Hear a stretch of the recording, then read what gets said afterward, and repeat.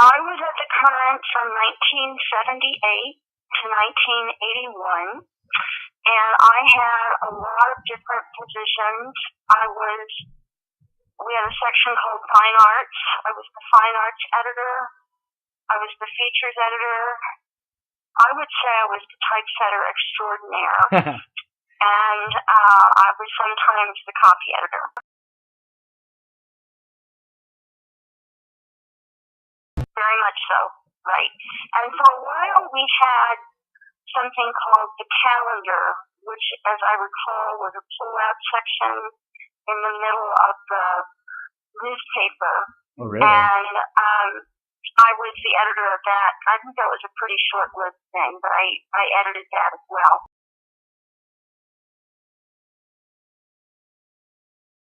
The Current was probably the largest part of my identity when I was in college. We had our offices in the Blue Metal Building, which was a temporary building that stayed up for many years. And my whole life revolved around the Blue Metal Building. You know, when I got to school in the morning, I would usually go to the Current office first, and then I would go to my classes, and I would come back to the Current office in between my classes. So it was also the social hub for me. Oh, I joined on my second day of college. I had been in the student newspaper at McClure High School, and my journalism teacher was Sissy Wax, and she was very well connected in the area, and a number of her students had gone on to work on the Current, and the editor of the Current at the time was Gina Weinstein, and Gina had been the editor of the McClure High School student newspaper, so I knew her through Sissy Wax, and I wanted to be a journalist very much, although that's not the career I went into, but that's what I wanted to be at the time. But I did join on my second day, and there was a student organization fair, information tables. Yeah, I think and they I still walked do that. right up to the table for the Current, and I remember Mike Drain, who had really wild, huge hair at the time, was sitting at the table, and I walked up to him and said, I would like to be on the Current. And he signed me up, and it was a Tuesday, which was deadline day at the Current every week, and he invited me to stop over at the office that day, so I did.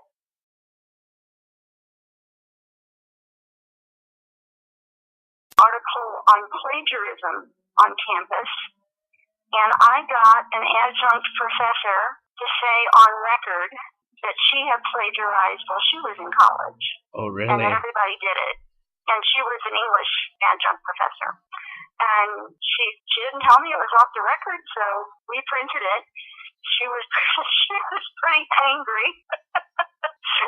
Needless to say, she said, you shouldn't have printed that. It's like, well, you said it on the record. So I remember the article on the plagiarism. And then another article that sticks out with me for some reason is in the summer of 1979, there was a gas crisis. There was very little, there was a shortage of gasoline for cars. Okay. And people would, like, to get gas for your car, you'd have to go to a gas station, but you might have to park in a line that would go around the block waiting your turn to get to the pump, and then there might be gas or there might not be gas by the time you got pumped. And we did an article I wrote an article on how the gas crisis was affecting commuter students, which is all that we had then. There weren't any residential students. And I remember that Wiley Price was a photographer, and he came out with me, and we got some great shots of gas stations near Umsel and interviewed a lot of people, and that I really enjoyed working on that article. Yeah, it's funny. And one other achievement I had this as fine arts editor. I don't know if it was an achievement, but it was a great experience. One of the Hollywood studios was releasing a film called China Syndrome, which was about nuclear reactor meltdown starred Jane Fonda, and they invited student newspaper editors from around the country. It might have been around the Midwest. Anyway, they flew me to Chicago, and I got to meet Jane Fonda and interview her and see the film. And of course, what they wanted you to do was write an article about it, which I did. So I did what they wanted, but getting that publicity. That was a pretty cool experience. Yeah, that sounds like an amazing experience. It's funny that you first went to articles you wrote, because I've only been really writing with the Current for the past year. But if someone were to ask me the same question, I would go to 2 articles I wrote. And I'm in sports, but there are still articles that I'm just very proud of writing. I'm like, wow, that's some good writing. Not to be biased, of course. Right. But I know we've had some troubles last semester and even the semester before that with budgeting stuff. But what was one of the biggest challenges you faced while at the Current? Well, I think some of them, the challenges were probably self-imposed, but I didn't see it at the time. I was really integrally involved to the max, and I worked on the Current, I would say, about 40 hours a week. And we got some pay. I was trying to think in preparation for this interview if I could remember how much we got paid, but it was minimal. We got paid per week, I think, for every issue we worked on. But it wasn't like I was making minimum wage or anything. Yeah, definitely not. And I just worked all the time on it, and I managed to keep my grades up in my classes and take a full load of classes. But one of the things I did, which I don't mind going on the record about, but which I would not necessarily encourage others to do, is I skipped too many classes, because we would be on deadline, and I would think it was more important to get the newspaper out than it was to go to class. And in a couple of instances, that hurt my grade. I got a B instead of an A because the teacher was just not happy with me not showing up all the time. Yeah. I always got A's on my work, but I got D's for the attendance. So that challenge of, and I still have this challenge of work-life balance. When I get into something, particularly a writing project, I am just, I would say, head over heels in love with the whole process and immersed in it, and have a lot of trouble pulling myself out of that. And so sometimes I tend to let other things go by the wayside. Well, wouldn't you say that's like one of the... of doing more writing. Wouldn't you say that's like one of the chief flaws of us creative types? Yes. Here it is, what is it, 4 years later? Is that right? Yeah, almost 4 years later, and I'm still trying to learn the same lesson. So that was a challenge, and I think when I was on the newspaper, we really saw the value of the newspaper as being, we did do investigative reporting. We did uncover some controversial issues on campus, some things that were close to scandals. We did some important reporting, and we took the newspaper really seriously. It was never like a fluff project for any of us. We really saw ourselves as real journalists, and that was great. That was a great experience, but it was a challenge in that sometimes the university administration did not appreciate our role as the gadfly.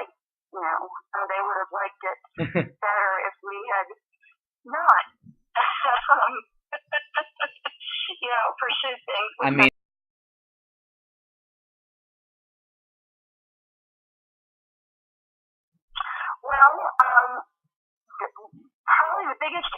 that we went after over a period of time was KWMU. I don't know if it's still called that, the public radio station, was on campus. Maybe it's called SLPR now or whatever. Anyway, it was KWMU was the public radio station. It was in Lucas Hall. And there was, I'm not going to remember the details because I didn't work on this series of stories, but there was some concern that they weren't handling their budget correctly, and that there was some question around their financial arrangement with National Public Radio. Okay. And I don't remember the details of it, but we were kind of in a long-standing battle with the radio station. And as I also recall, there were some issues around the campus police. And I'm not going to remember those really well because I wasn't the news editor. Mm-hmm. I talked to, I was really involved as myself, but I also dated through all that time the person who was the news editor and then became editor-in-chief, and who was the person who was really the driving force behind the investigative reporting. And I talked to him last week and told him I was going to be, interviewed, and I suggested that he might want to volunteer to be interviewed, but he didn't. I said I could give you Pat's contact information, and he didn't take me up on it. So I don't know why. He seems like he would want to be interviewed because he was so passionate about it. And that was one thing. We had really a core group of people who were absolutely passionate about the crime. And really dedicated to it. So, on that, those are some of the issues I remember in preparation for the interview. What was the value of working on the current? And I grew up in Ferguson, about a mile from the Michael Brown shooting. Mm-hmm. I grew up in a working class family. I was the first person in my family to go to college. And for me, the current, through the things that I got to report on and write about, gave me a huge exposure to a wider world that I absolutely would not have had. And it empowered me to use my voice and use my writing and in a really substantive way. And I think it was one of the pivotal experiences of my life in terms of just helping me see what was possible in the world beyond the smaller world that I had grown up in.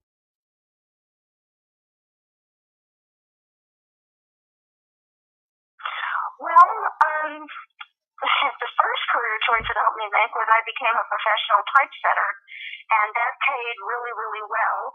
And I did typesetting to put myself through college and graduate school.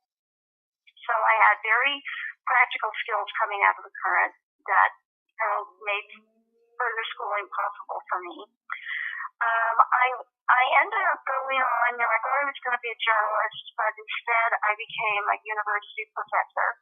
I earned a PhD in English at the University of Wisconsin in Madison. And I think there have always been two strains to my career. One is my teaching career, my work as a professor, and the other is my writing career.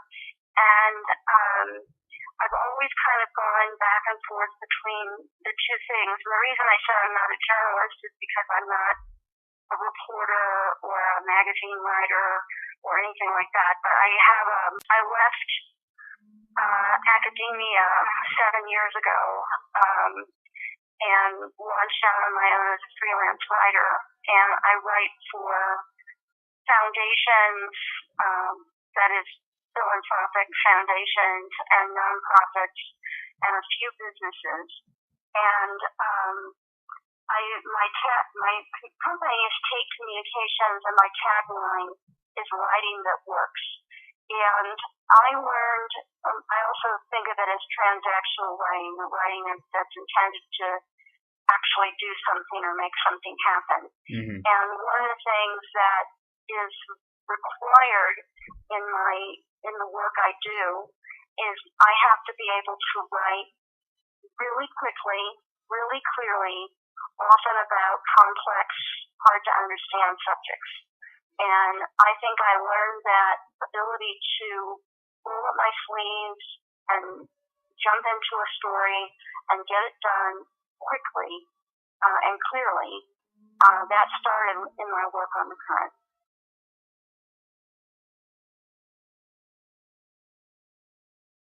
Oh, I absolutely love the people the most about the Current. Obviously it was really formative in terms of my skills and my abilities and my professional development, but also, I would say my friends on the Current, that was my first really full experience of having a tribe and feeling like I really belonged. I think in high school I felt sometimes like I was a smart girl and was, kind of awkward, didn't always fit in. And then I got to the Current and everybody else was equally smart and precocious and interested in, weird things, and we all gelled really, really well. And we just, it was a process of getting to know myself and coming into my own as a person. And that's what I most remember and value about my time on the Current.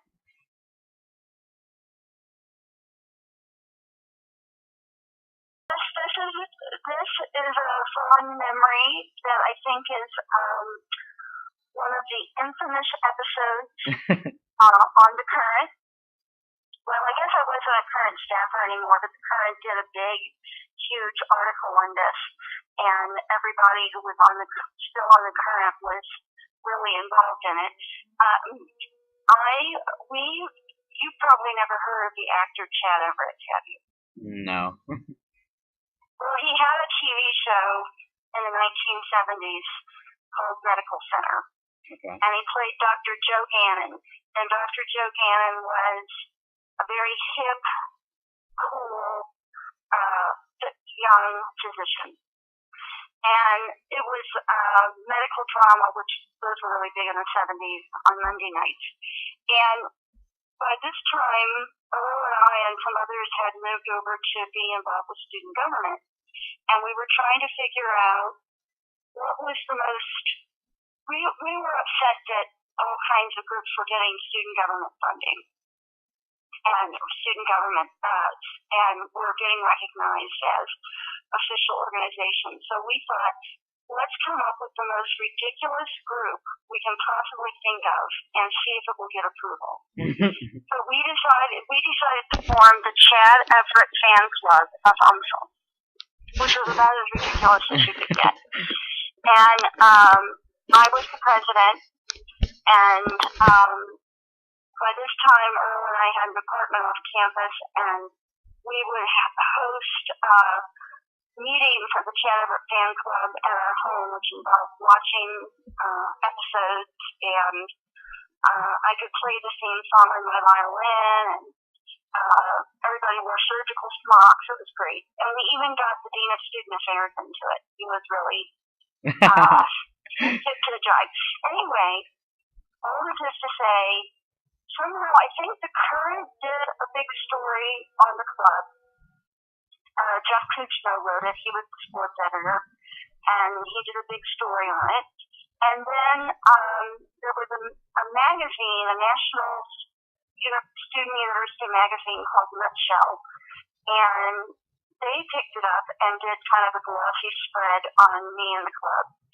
And then one day, and this is the point of the story, one day I got a call from the David Letterman show. Oh wow. And they had come across the story.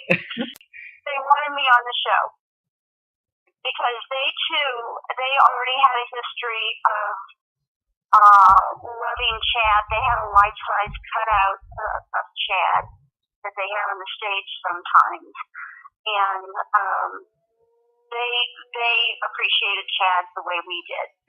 So they invited me to be on the show, and Earl and I flew up there. A couple of friends drove up and met us, and we had just a wonderful time. It was my first time to New York City, and when we got to the green room, the producer of my segment, Robert Morton, he asked me some questions, and I had these kind of set jokes that I did about Chad. You know, for example, history majors could appreciate Chad because he helped the country in its difficult transition from the wet look to the dry look. And even third world countries name themselves after Chad. I don't think that country Chad is around anymore, but it used to be. Anyway, so I'm doing some of the jokes, and he says, wait a minute. You are the president of a legitimate fan club, correct? He said, be straight with me. And I said, you know, I've been on the phone with you guys. I sent you all my materials. I think it's pretty obvious that this is intended as a joke. And he said, well, we don't have people like you on the show to be funny. Ooh. That's Dave's job. He said, so you're going to have to go out and play it like you are the president of a real fan club, and you are not saying any jokes. I was like, well, I don't know if I can do that.